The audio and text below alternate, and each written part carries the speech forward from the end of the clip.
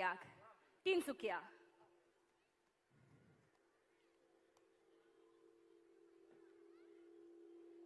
এয়া শ্ৰী ব্ৰজেন মৰাণ ডাঙৰীয়া তিনচুকীয়াৰ। তেখেতৰ পাছতেই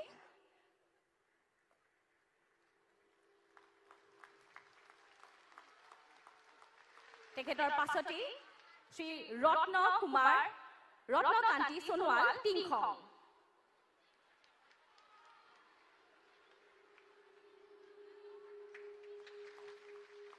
তেখেতৰ পাছতেই শ্ৰী পুৱাল দেউৰী গোগামুখ। তেখেতৰ পাছতেই শ্ৰী নীলমণি পায়েং।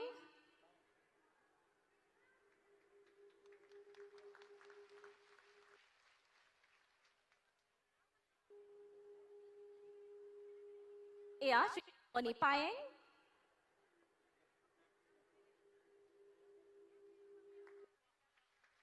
শ্ৰী দেৱকুমাৰ সোণাৰী। শ্ৰী দেৱকুমাৰ ডাঙৰীয়াৰ পাছতেই শ্ৰীমতী ঋতুমণি গগৈ মাহমৰা। শ্ৰীমতী ঋতুমণি গগৈ। তেখেতৰ পাছতেই মহম্মদ ইনামুল হাজৰিকা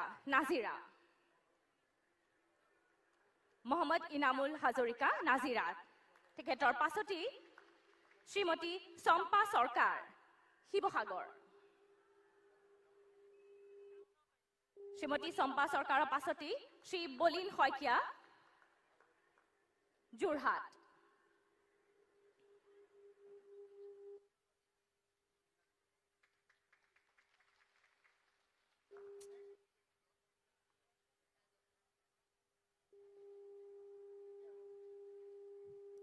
হৰেশ্বৰ চুতীয়া। আটাইকেইগৰাকীকে আমি শুভেচ্ছা জনালো और पुनर्बार माननीय प्रधानमंत्री महोदय आमी धन्यवाद ज्ञापन करिसु। दर्शकगण, देश बदल रहा है, तेजी से आगे बढ़ रहा है और सशक्त और समर्थ बन रहा है।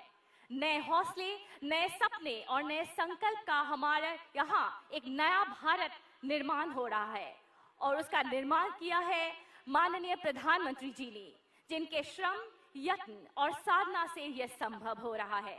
हम निवेदन करते हैं हमारे राष्ट्र नायक भारत के माननीय प्रधानमंत्री श्री नरेंद्र मोदी जी से कि वे इस सभा को संबोधित करें। तालियों की जोरदार गूंज के साथ भारत के माननीय प्रधानमंत्री श्री नरेंद्र मोदी जी।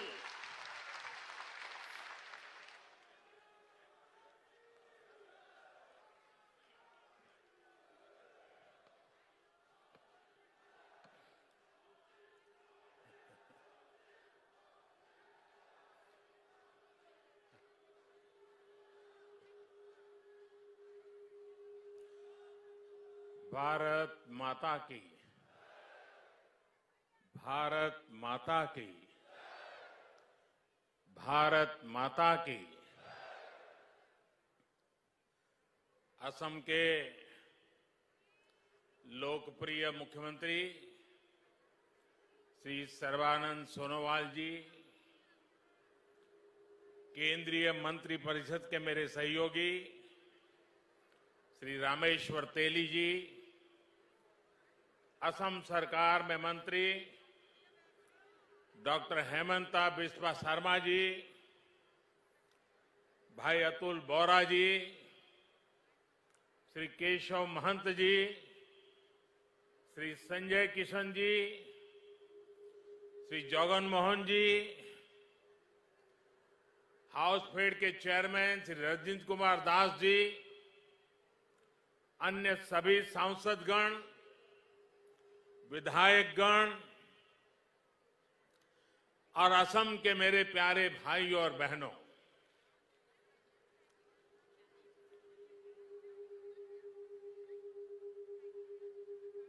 ये जरा माइक ठीक करिए भाई, बीच बीच में आवाज आ रही है।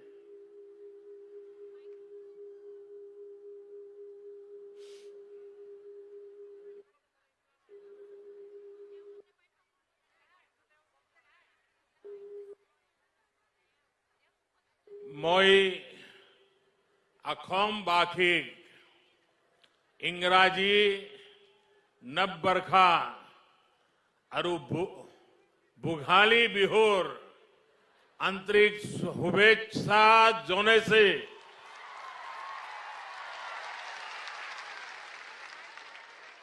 अही बालोगिया दिनबुर होकेलुरे बाबे हक अरो हमरी धीरे पूर्णा हक। साथियों, असम के लोगों का ये आशीर्वाद,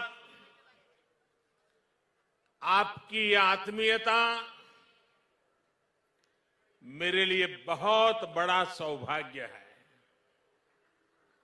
आपका ये प्रेम, ये स्नेह मुझे बार बार आसाम ले आता है। बीते वर्षों में अनेकों बार मुझे असम के अलग अलग हिस्सों में आने का, असम के भाई बहनों से बातचीत करने और विकास के कामों से जुड़ने का अवसर मिला है। पिछले वर्ष मैं कोकराझार में ऐतिहासिक बोडो समझौते के बाद जो उत्सव हुआ उसमें शामिल हुआ था। अब इस बार असम के मूल निवासियों के स्वाभिमान और सुरक्षा से जुड़े इतने बड़े आयोजन में मैं आपकी खुशियों में शामिल होने आया हूं। आज असम की हमारी सरकार ने आपके जीवन की बहुत बड़ी चिंता दूर करने का काम किया है। 1 लाख से ज्यादा मूल निवासी परिवारों को भूमि के स्वामित्व का अधिकार मिलने से आपके जीवन की एक बहुत बड़ी चिंता अब दूर हो गई है। भाइयों और बहनों, आज के दिन स्वाभिमान, स्वाधीनता और सुरक्षा के तीनों प्रतीकों का भी एक प्रकार से समागम हो रहा है। पहला, आज असम की मिट्टी से प्यार करने वाले मूल निवासियों के अपनी जमीन से जुड़ाव को कानूनी संरक्षण दिया गया। दूसरा, ये काम ऐतिहासिक शिवसागर में जेरेंगा पठार की धरती पर हो रहा है। ये भूमि असम के भविष्य के लिए सर्वोच्च त्याग करने वाली महासती जयमती की बलिदान भूमि है। मैं उनके अदम्य साहस को और इस भूमि को आदरपूर्वक नमन करता हूं। शिव सागर के इसी महत्व को देखते हुए इसे देश की 5 सबसे आइकॉनिक आर्कियोलॉजिकल साइट्स में शामिल करने के लिए सरकार जरूरी कदम उठा रही है। भाइयों और बहनों, आज ही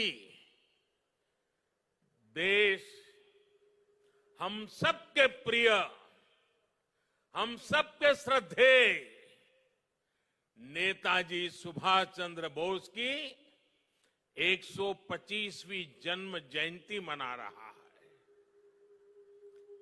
देश ने अब तय किया है कि इस दिन की पहचान अब पराक्रम दिवस के रूप में होगी। मां भारती के स्वाभिमान और स्वतंत्रता के लिए नेताजी का स्मरण आज भी हमें प्रेरणा देता है। आज पराक्रम दिवस पर पूरे देश में अनेक कार्यक्रम भी शुरू हो रहे हैं। इसलिए एक तरह से आज का दिन उम्मीदों के पूरा होने के साथ ही हमारे राष्ट्रीय संकल्पों की सिद्धि के लिए प्रेरणा लेने का भी अवसर है। साथियों, हम सभी एक ऐसी संस्कृति के ध्वजवाहक हैं जहां हमारी धरती, हमारी जमीन सिर्फ घास, मिट्टी, पत्थर के रूप में नहीं देखी जाती। धरती हमारे लिए माता का रूप है। असम की महान संतान भारत रत्न भूपेन हजारिका ने कहा था, ओ मोर धरित्री आई, ओ मोर धरित्री आई, चोरो नोटे डीबा थाई, खोतियो कोर निस्तार नाई, माटी बीने ओहो हाई। यानी है धरती माता, मुझे अपने चरणों में जगह दीजिए। आपके बिना खेती करने वाला क्या करेगा? मिट्टी के बिना वो असहाय होगा। साथियों, ये दुखद है कि आजादी के इतने वर्षों बाद भी असम में लाखों ऐसे परिवार रहे जिन्हें किसी न किसी वजह से अपनी जमीन पर कानूनी अधिकार नहीं मिल पाया। इस वजह से विशेष तौर पर आदिवासी क्षेत्रों की एक बहुत बड़ी आबादी भूमिहीन रह गई। उनकी आजीविका पर लगातार संकट बना रहा। असम में जब हमारी सरकार बनी तो उस समय भी यहां करीब करीब 6 लाख मूल निवासी परिवार ऐसे थे जिनके पास जमीन के कानूनी कागज नहीं थे। पहले की सरकारों में आपकी ये चिंता उनकी प्राथमिकता में ही नहीं थी, लेकिन सर्बानंद सोनोवाल जी, उनके नेतृत्व में यहां की सरकार ने आपकी इस चिंता को दूर करने के लिए गंभीरता के साथ काम किया। आज असम के मूल निवासियों की भाषा और संस्कृति की संरक्षण के साथ साथ भूमि से जुड़े उनके अधिकारों को सुरक्षित करने पर भी विशेष जोर दिया जा रहा है। 2019 में जो नई लैंड पॉलिसी बनाई गई है, वो यहां की सरकार की प्रतिबद्धता को दिखाता है। इन्हीं प्रयासों का परिणाम है कि बीते सालों में 2.25 लाख से ज्यादा मूल निवासी परिवारों को भूमि के पट्टे सौंपे जा चुके हैं। अब इसमें 1 लाख से ज्यादा परिवार और जुड़ जाएंगे। लक्ष्य ये है कि असम के ऐसे हर परिवार को जमीन पर कानूनी हक जल्द से जल्द मिल सके। भाइयों और बहनों, जमीन का पट्टा मिलने से मूल निवासियों की लंबी मांग तो पूरी हुई है, इससे लाखों लोगों का जीवन स्तर बेहतर होने का रास्ता भी बना है। अब इनको केंद्र और राज्य सरकार की दूसरी अनेक योजनाओं का लाभ मिलना भी सुनिश्चित हुआ है, जिनसे हमारे ये साथी वंचित थे। अब ये साथी भी असम के उन लाखों किसान परिवारों में शामिल हो जाएंगे जिनको पीएम किसान सम्मान निधि के तहत हजारों रुपयों की मदद सीधी बैंक खाते में भेजी जा रही है। अब इनको भी किसान क्रेडिट कार्ड, फसल बीमा योजना और किसानों के लिए लागू दूसरी योजनाओं का लाभ मिल सकेगा। इतना ही नहीं, वो अपने व्यापार कारोबार के लिए इस जमीन पर बैंकों से ऋण आसानी से ले पाएंगे। भाइयों और बहनों, असम की लगभग 70 छोटी बड़ी जनजातियों को सामाजिक संरक्षण देते हुए उनका तेज विकास हमारी सरकार की प्रतिबद्धता रही है। अटल जी की सरकार हो या फिर बीते कुछ सालों से केंद्र और राज्य में एनडीए की सरकार, असम की संस्कृति, स्वाभिमान और सुरक्षा हमारी प्राथमिकता रही है। असमिया भाषा और साहित्य को प्रोत्साहन देने के लिए भी अनेक कदम उठाए गए हैं। इसी तरह हर समुदाय के महान व्यक्तित्वों को सम्मान देने का काम बीते सालों में असम की धरती पर हुआ है। श्रीमंत शंकरदेव जी का दर्शन, उनकी शिक्षा असम के साथ साथ संपूर्ण देश, पूरी मानवता के लिए बहुत अनमोल संपत्ति है।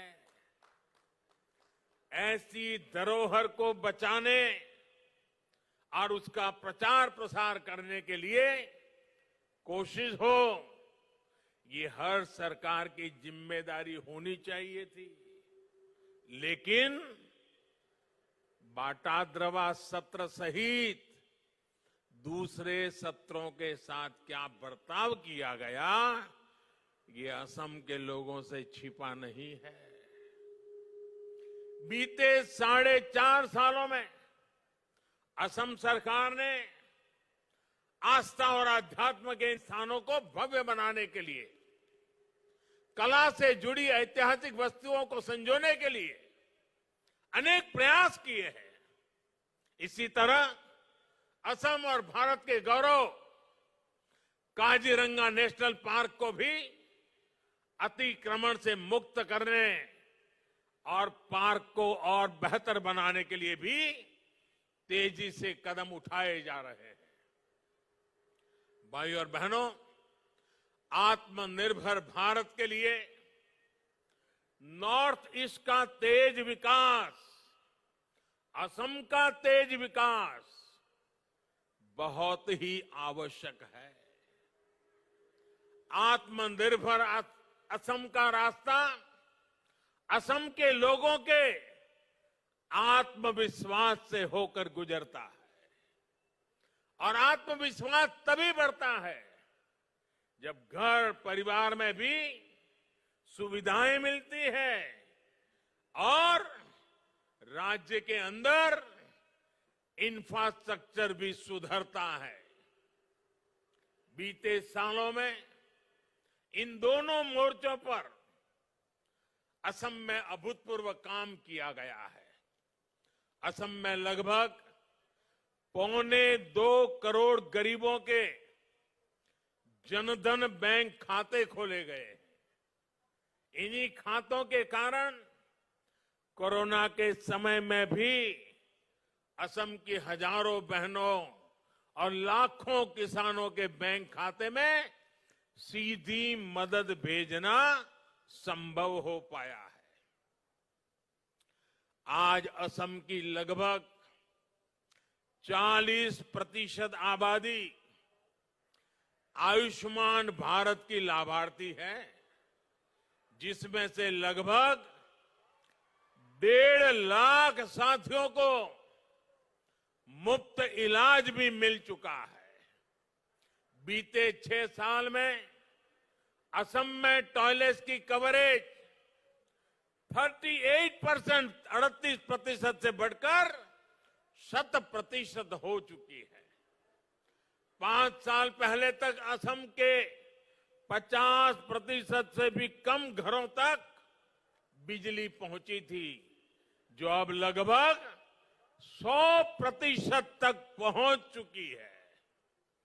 जल जीवन मिशन के तहत बीते 1.5 साल में असम में 2.5 लाख से ज्यादा घरों में पानी का कनेक्शन दिया है।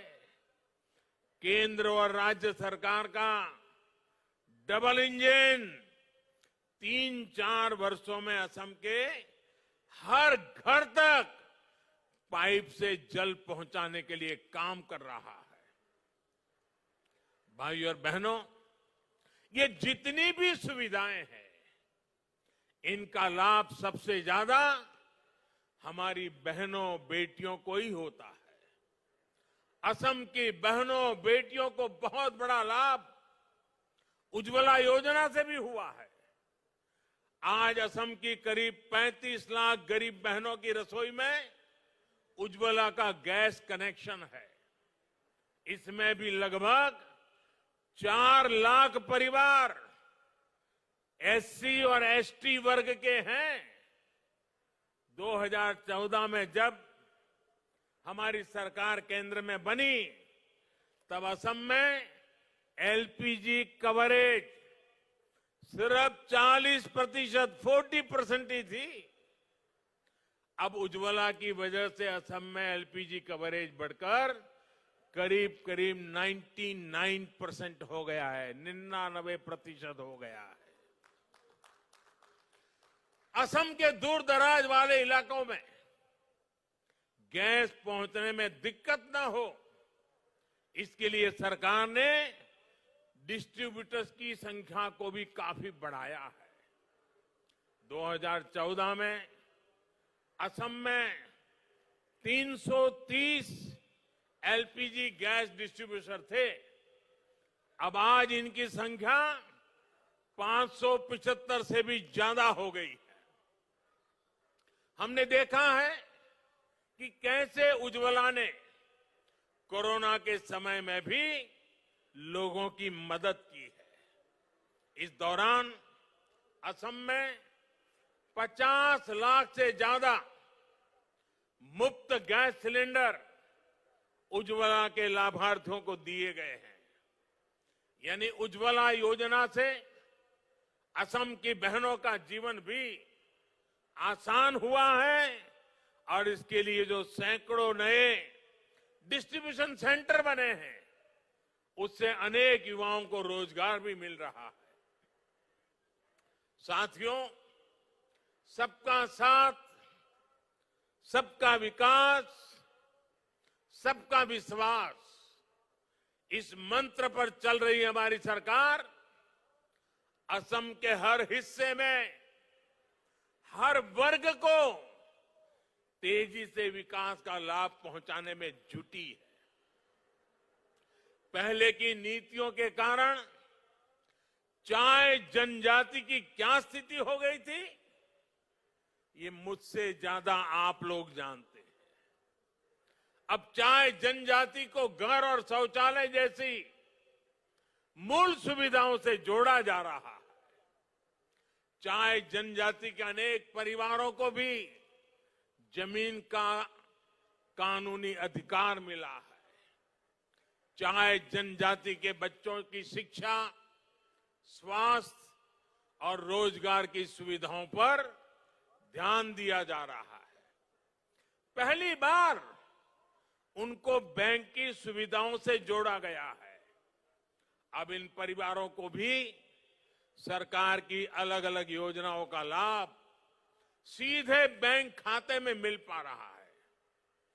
श्रमिक नेता संतोष टोपनो सहित चाहे जनजाति के दूसरे बड़े नेताओं की प्रतिमाएं स्थापित करके राज्य सरकार ने चाहे राजनीति के योगदान को सम्मान दिया है, चाहे जनजाति के हो सम्मान दिया है। साथियों, असम के हर क्षेत्र की, हर जनजाति को साथ लेकर चलने की इसी नीति से आज असम शांति और प्रगति के मार्ग पर चल पड़ा है। ऐतिहासिक बोडो समझौते से अब असम का एक बहुत बड़ा हिस्सा शांति और विकास के मार्ग पर लौट आया है। समझौते के बाद हाल में बोडोलैंड टेरिटोरियल काउंसिल के पहले चुनाव हुए, प्रतिनिधि चुने गए। मुझे विश्वास है कि अब बोडो टेरिटोरियल काउंसिल विकास और विश्वास के नए प्रतिमान स्थापित करेगी। भाइयों और बहनों, आज हमारी सरकार असम की जरूरतों की पहचान करके हर जरूरी प्रोजेक्ट पर तेजी से काम कर रही है। बीते 6 सालों से असम सहित पूरे नॉर्थ ईस्ट की कनेक्टिविटी और दूसरे इंफ्रास्ट्रक्चर का अभूतपूर्व विस्तार भी हो रहा है, आधुनिक भी हो रहा है। आज असम और नॉर्थ ईस्ट भारत की एक्ट ईस्ट पॉलिसी पूर्वी एशियाई देशों के साथ हमारा कनेक्ट बढ़ा रही है। बेहतर इंफ्रास्ट्रक्चर के कारण ही असम आत्मनिर्भर भारत के एक महत्वपूर्ण सेक्टर के रूप में विकसित हो रहा है। बीते सालों में असम के गांवों में करीब 11,000 किलोमीटर सड़कें बनाई गई है। डॉक्टर भूपेन हजारिका सेतु हो, बोगीबिल ब्रिज हो, सराय घाट ब्रिज हो, ऐसे अनेक ब्रिज जो बन चुके हैं या बन रहे हैं, इनसे असम की कनेक्टिविटी सशक्त हुई है। अब नॉर्थ ईस्ट और असम के लोगों को आने जाने के लिए लंबे मार्ग से और जीवन को खतरे में डालने की मजबूरी से मुक्ति मिल रही है। इसके अलावा जलमार्गों से बांग्लादेश, नेपाल, भूटान और म्यांमार के साथ कनेक्टिविटी पर भी फोकस किया जा रहा है। साथियों, असम में जैसे जैसे रेल और एयर कनेक्टिविटी का दायरा बढ़ रहा है, लॉजिस्टिक्स से जुड़ी सुविधाएं बेहतर हो रही है, वैसे वैसे यहां उद्योग और रोजगार की नई संभावनाएं बन रही हैं। लोकप्रिय गोपीनाथ बोरदोलोई इंटरनेशनल एयरपोर्ट में आधुनिक टर्मिनल और कस्टम क्लियरेंस सेंटर का निर्माण हो, कोकराझार में रूपसी एयरपोर्ट का आधुनिकीकरण हो, बोंगई गांव में मल्टी मॉडल लॉजिस्टिक हब का निर्माण हो, ऐसी सुविधाओं से ही असम में औद्योगिक विकास को नया बल मिलने वाला है। भाइयों और बहनों, आज जब देश गैस बेस्ड इकोनॉमी की तरफ तेजी से आगे बढ़ रहा है, तो असम भी इस अभियान का एक अहम साझीदार है। असम में तेल और गैस से जुड़े इंफ्रास्ट्रक्चर पर बीते वर्षों में 40,000 करोड़ रुपए से अधिक का निवेश किया गया है। गुवाहाटी बरौनी गैस पाइपलाइन से नॉर्थ ईस्ट और पूर्वी भारत की गैस कनेक्टिविटी मजबूत होने वाली है और असम में रोजगार के नए अवसर बनने वाले हैं। नुमालीगढ़ रिफाइनरी का विस्तारीकरण करने के साथ साथ वहां अब बायो रिफाइनरी की सुविधा भी जोड़ी गई है। इससे तेल और गैस के साथ साथ असम इथेनॉल जैसा बायोफ्यूल बनाने वाला देश का मुख्य राज्य बनने वाला है। भाइयों और बहनों, असम जब स्वास्थ्य और शिक्षा के हब के रूप में भी विकसित हो रहा है, एम्स और इंडियन एग्रीकल्चर रिसर्च इंस्टीट्यूट जैसे संस्थान बनने से असम के युवाओं को आधुनिक शिक्षा के नए अवसर मिलने वाले हैं। जिस तरह से असम ने कोरोना महामारी को हैंडल किया है वो भी प्रशंसनीय है। मैं असम की जनता के साथ ही सोनोवाल जी, हेमंता जी और उनकी टीम को विशेष रूप से बधाई देता हूं। मुझे विश्वास है कि असम अब टीकाकरण के अभियान को भी सफलता के साथ आगे बढ़ाएगा। मेरा असम वासियों से भी आग्रह है कि कोरोना टीकाकरण के लिए जिसकी बारी आए वो टीके जरूर लगवाएं और ये भी याद रखें कि टीके की एक डोज नहीं, दो डोज लगनी जरूरी है। साथियों, पूरी दुनिया में भारत में बने टीके की डिमांड हो रही है।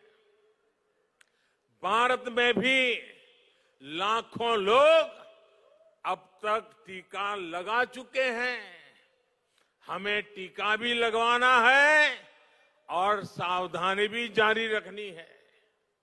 अंत में फिर एक बार उन सभी साथियों को बहुत बहुत बधाई जिनको भूमि का अधिकार मिला है। आप सब स्वस्थ रहें, आप सब प्रगति करें, इसी कामना के साथ आपका बहुत बहुत आभार। मेरे साथ बोलिए, भारत माता की, भारत माता की, भारत माता की। बहुत बहुत धन्यवाद।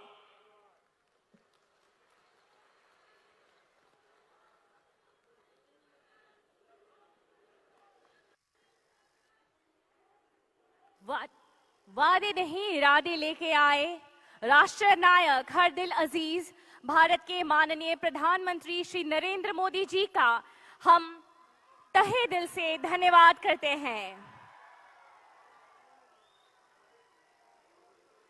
साथ ही इस मंच पर आसीन सभी गण्यमान्य अतिथियों का हम धन्यवाद करते हैं।